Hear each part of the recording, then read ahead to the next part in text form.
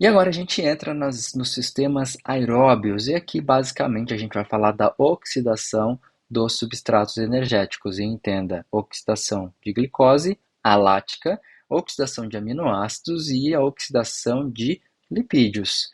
E aqui, de maneira bem resumida, eu mostro para vocês um esquema bem parecido daquele que eu havia mostrado para vocês, os nossos macronutrientes e suas respectivas moléculas mais simples, que vão ser degradadas durante o processo de digestão. E aí nós temos aqui uma integração com o ciclo do ácido, o ciclo do ácido, perdão, pessoal, o ciclo de Krebs, ou ciclo dos ácidos tricarboxílicos, ou o ciclo do ácido cítrico, que a gente vai falar daqui a pouquinho mais para frente. Então aqui nós temos também a interação dos ácidos graxos com a beta-oxidação, e a beta-oxidação nada mais é do que uma maneira de quebrar a molécula de ácido graxo, que pode ser longa, muito longa ou não, em moléculas menores, para formar o nosso intermediário mais importante aqui, que é o acetil-CoA. Esse acetil-CoA, que vai ser importante para que eu tenha aqui o ciclo de Krebs acontecendo, ele pode ser formado também proveniente lá do piruvato que eu falei para vocês, quando na disponibilidade de oxigênio. Então, se eu tenho aqui a glicose sendo quebrada lá na via glicolítica, lembra que nós comentamos que nós vamos ter a produção de piruvato. Esse piruvato, então, na ausência de oxigênio, vai formar lactato, ou na presença de oxigênio, ela vai formar acetil-CoA. Esse acetil-CoA ele também pode ser proveniente da quebra de algumas proteínas, ou seja, nós conseguimos formar acetil-CoA a partir aqui de alguns aminoácidos. Esses aminoácidos eles também podem formar piruvato, ou eles também podem formar intermediários aqui do nosso ciclo de Krebs. Por isso que aqui, quando falamos de aminoácidos, nós temos três caminhos: formação de piruvato, formação de acetil-CoA ou a formação de intermediários aqui do ciclo de Krebs. Então vejam que quando nós estamos falando do metabolismo dos macronutrientes para a geração de energia, nós estamos falando aqui de uma integração de todos eles. E aqui o glicerol, que eu havia comentado com vocês lá no slide anterior, ele pode formar glicose a partir então de uma reação chamada de gliconeogênese. E o glicerol é formado simplesmente pela quebra do triacilglicerol. Então a quebra, né, da gordura vai levar à formação do glicerol, e o glicerol também nos dias de hoje ele pode ser utilizado inclusive como um suplemento alimentar, mas isso é assunto para uma outra aula. E aí entra a pergunta que não quer calar. Uma vez que nós formamos então o piruvato lá na via glicolítica, o exercício ele é de uma intensidade de baixa a moderada, oxigênio sendo demandado ali para toda a nossa musculatura esquelética. Vou ter a formação de acetil-CoA. O que é que eu faço com esse acetil-CoA? Ele vai ser então utilizado lá no ciclo de Krebs. Mas o ciclo de Krebs, tão temido, né, tão falado nas aulas de bioquímica, e que tira o sono da maioria de nós, qual que é a função dele? A minha ideia aqui, pessoal, é tirar esse peso que o ciclo de Krebs ele carrega, porque na verdade quando a gente entende o para que ele serve, todos os nomes daquelas reações, daquelas moléculas, aquilo não vai mais importar tanto no sentido prático. Por quê? No sentido prático, você não vai ficar falando o nome ali de intermediários de ciclo de Krebs, número de ATPs, nem nada para o seu paciente.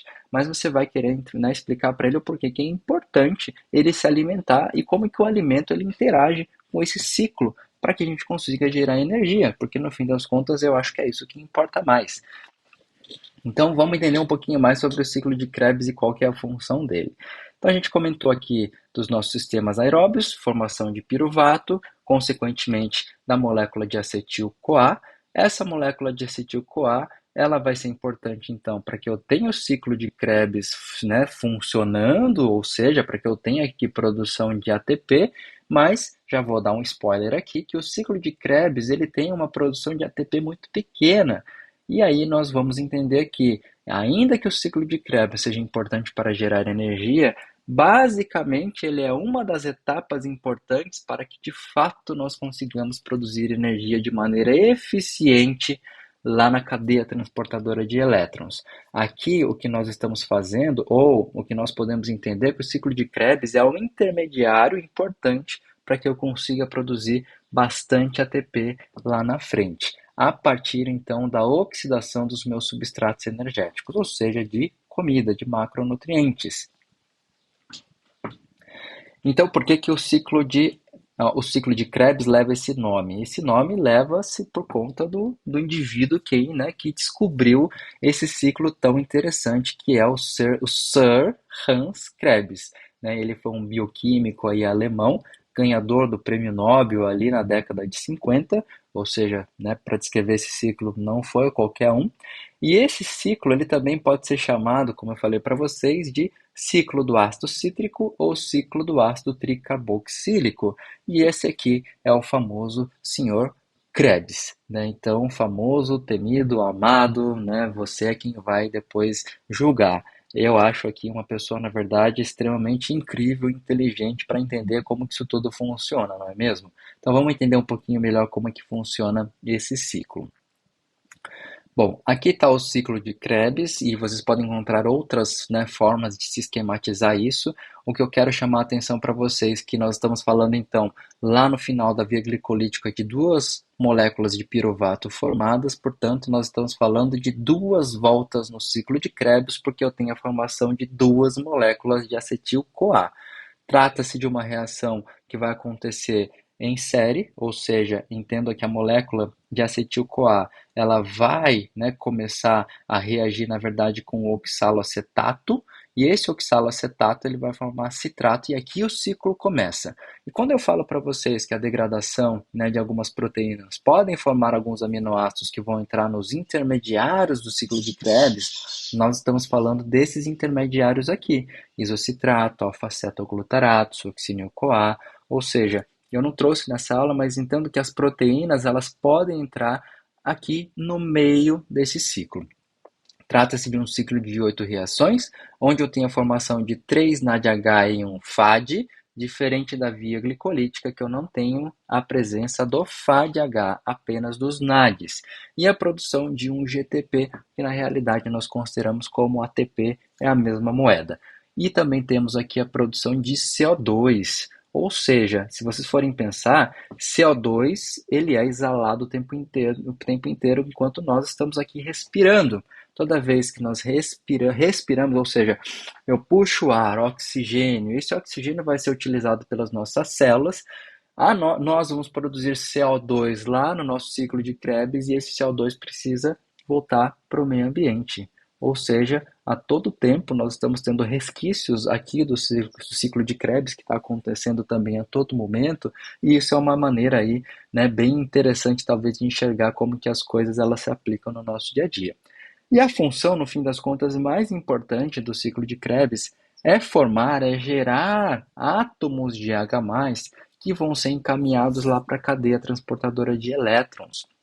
Então, o que nós né, temos que entender é que o ciclo de Krebs ele vai ser importante para oxidar substratos, ou seja, proteínas, lipídios e glicose, carboidratos, para que eu tenha esses íons H+ sendo formados e carreados, né, pelo NAD e pelo FAD lá para a cadeia transportadora de elétrons. Então, o que eu quero retirar dos meus substratos são esses H+, pessoal. É isso que importa para mim e é isso que o ciclo de Krebs vai ajudar a acontecer. Então, a todo momento que eu tenho a formação desses NADs e FADs reduzidos, eles vão ser levados lá na cadeia transportadora de elétrons, que vai estar localizada lá na nossa mitocôndria.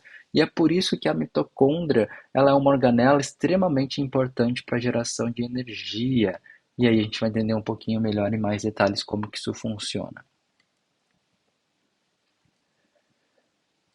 Bom, e aí a gente estava falando tanto de NAD, FAD, como eu falei para vocês, então entendam que os NADs e os FADs eles vão ser importantes para carregar esses H+, lá para a minha cadeia transportadora de elétrons. E de onde vêm os NADs e os FADs? Nós simplesmente consumimos esses NADs e FADs na forma de vitaminas. Então a vitamina B2 vai ser importante para a formação do FAD, que é a flavina adenina dinucleotídeo, e a vitamina B3 vai ser importante para a formação do NAD, que é a nicotinamida adenina dinucleotídeo. Então entendo que essas moléculas elas são fundamentais para que possamos gerar energia na forma de ATP. E qual que é o rendimento energético, então, lá da glicólise, pessoal? Só para a gente fazer um adendo aqui.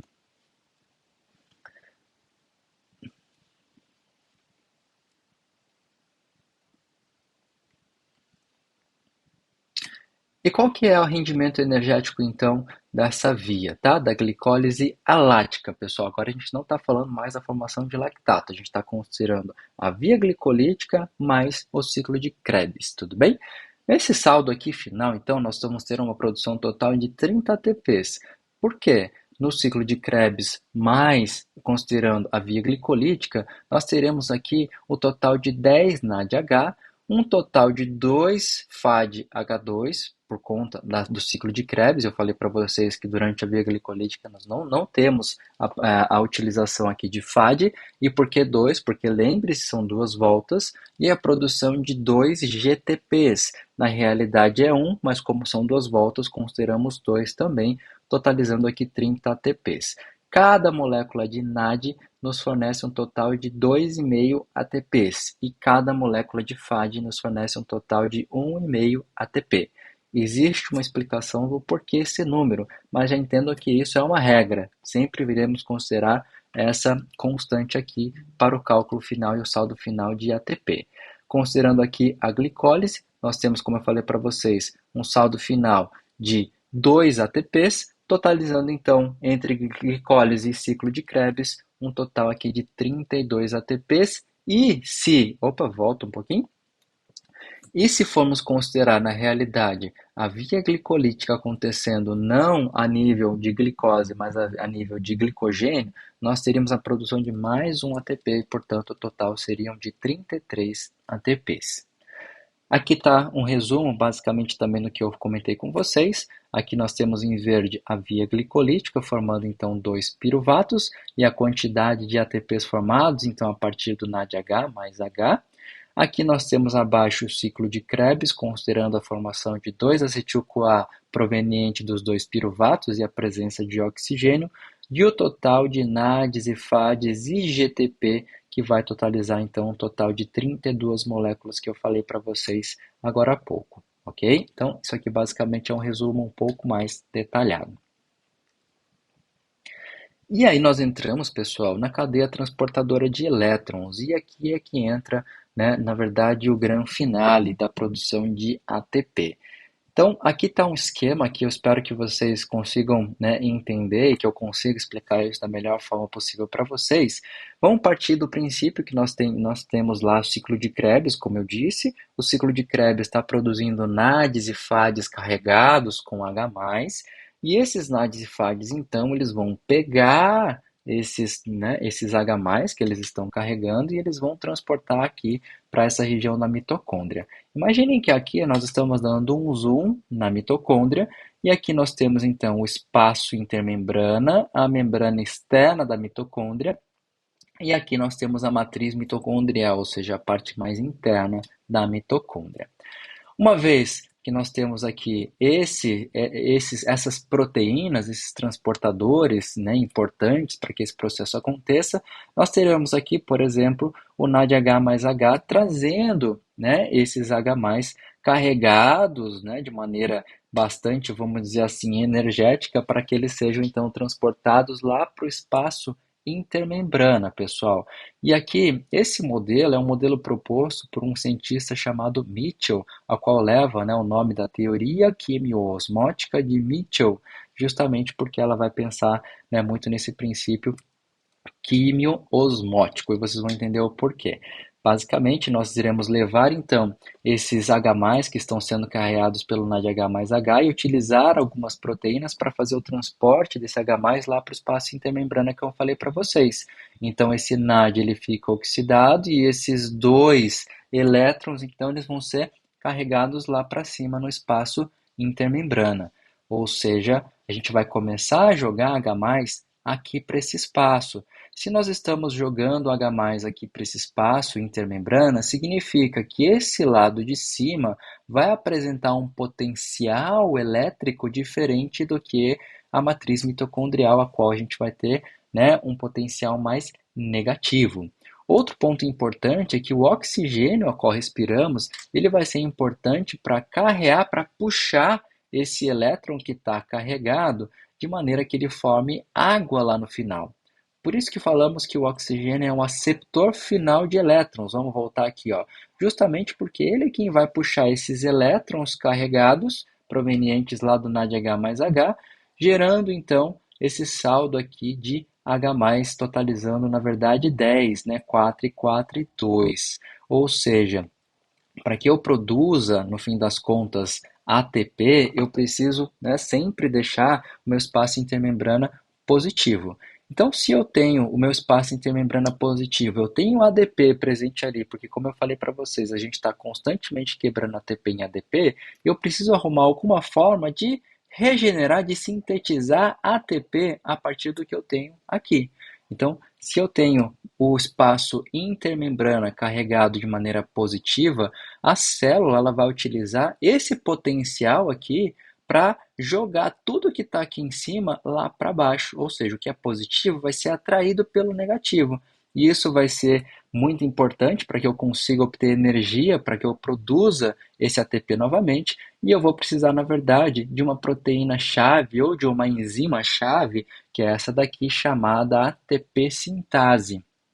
Essa ATP sintase vai utilizar então essa diferença de gradientes para jogar o fosfato inorgânico que está aqui em cima e para que eu consiga formar então um ATP novamente. E nesse processo então eu vou utilizar 3 íons H+, mais 4, mais um, perdão, que é o que vocês viram aqui. Vou voltar aqui um pouquinho o esquema, aqui esse íon H+, para formar então o meu ATP. Então você não vai dar para vocês verem aqui, mas basicamente a ATP sintase ela gira formando o ATP e nesse sentido eu consigo então utilizar esse potencial formado aqui pelos H+ que estavam presentes, ou seja, essa diferença eletroquímica vai ser importante para que eu consiga gerar um potencial de energia para que a ATP sintase ela consiga então produzir ATP. E o subproduto dessa fase é a geração de água, e essa água é o que a gente chama de água metabólica. Ela vai estar presente ali na célula e não há problema nenhum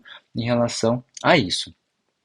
Então, de novo, isso acontece considerando o NAD. Se eu fosse considerar o FAD entraria aqui, na verdade, num passo à frente, formando, portanto, menos ATP do que o NAD, considerando que ele vai entrar um passo à frente, ou seja, numa proteína à frente do que o NAD, ok?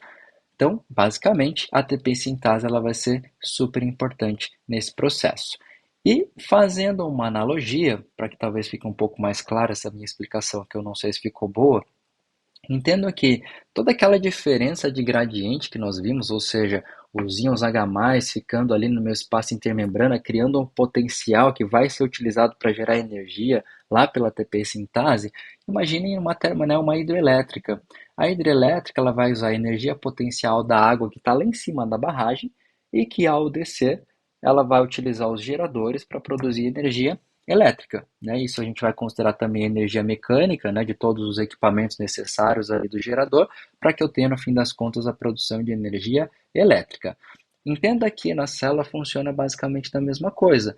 A gente vai tentar produzir bastante energia, ou seja, água, entre aspas, a partir dos alimentos que a gente consome. Aí é que entra o papel do ciclo de Krebs, retirar esses H+ provenientes dos meus substratos. Esses substratos vão ser importantes então para que eu consiga produzir essa água da minha barragem e então essa energia em potencial que está lá em cima vai ser utilizada para que a ATP sintase consiga produzir esse ATP lá para baixo. Basicamente, né, a gente poderia fazer essa analogia, espero que fique claro aí para vocês.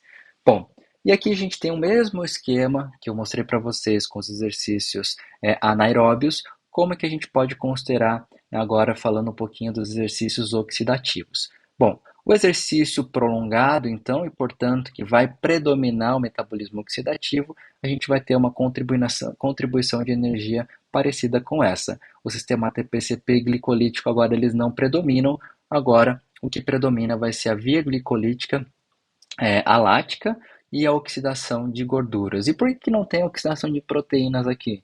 porque proteína não tem como função principal produzir energia, ainda que isso possa acontecer através de algumas vias, mas que a gente não vai entrar aqui nesse momento, e talvez em uma outra aula a gente fale de outras possíveis vias. Aqui a gente está falando das principais. Bom, e quais são os esportes com predominância dos sistemas oxidativos? E me perdoem o erro aqui não é mais via glicolítica, tá bom? Aqui é a via, são as vias oxidativas. Aqui a gente está falando basicamente dos exercícios de longa duração, os exercícios de endurance. Então nós temos as maratonas, né, as corridas de longa duração, o ciclismo, né, o ciclismo de estrada, por exemplo, também, e outros exercícios que vão ter uma predominância mais longa e, portanto, a produção de ATP ela precisa ser prolongada.